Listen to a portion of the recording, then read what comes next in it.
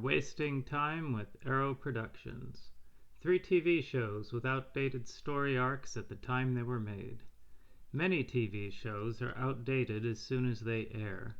The problem is one of memory, especially when old people write about young people or otherwise remember their past.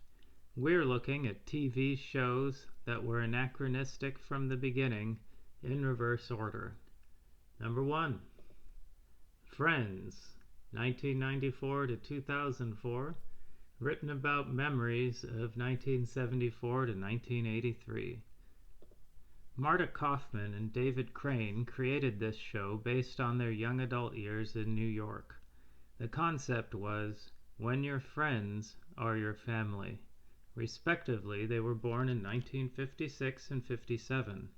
Their New York was the city as it was from the mid-70s to the early 80s. Which brings us to the main criticism of the show. The friends don't make much money, but they live in impossibly expensive properties. Back in the 70s, adventurous types could get relative bargains because of New York's high crime rate at the time.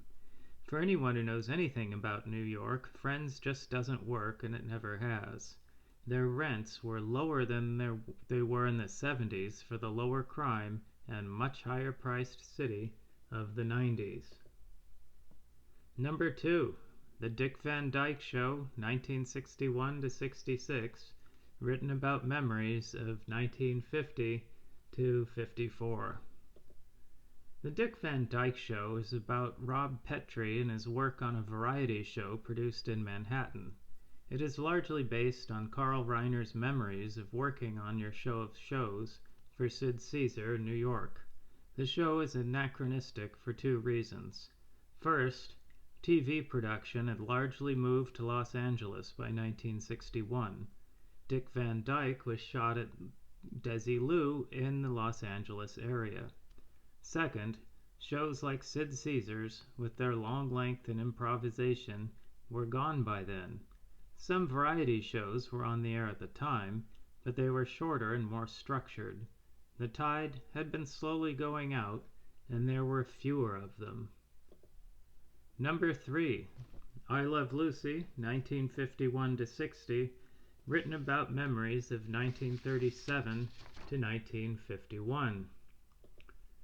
While most of this half-hour sitcom and its subsequent one-hour specials are timeless, the career of Ricky Ricardo is a blatant anachronism based on what happened to Desi Arnaz. Jazz and Latin orchestras did well through the 1930s and the war years. With the death of Glenn Miller and the advent of bebop, the trend moved from big bands to small combos.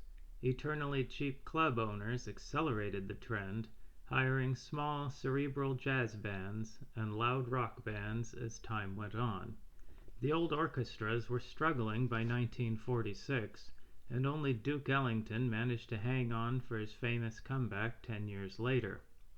Ricky Ricardo's musical trajectory would not have happened had it begun in 1951 instead of ending in the same year as it had for Desi Arnaz. The Tropicana would have closed, as many clubs did. Ricky's orchestra would have disbanded, and the musicians would have had to find other jobs. During that time, Ricky's work would not have been nearly as stable as it was for Desi earlier. That's 3 TV shows that were anachronistic at the time they were made. If you can think of any others, let us know in the comments.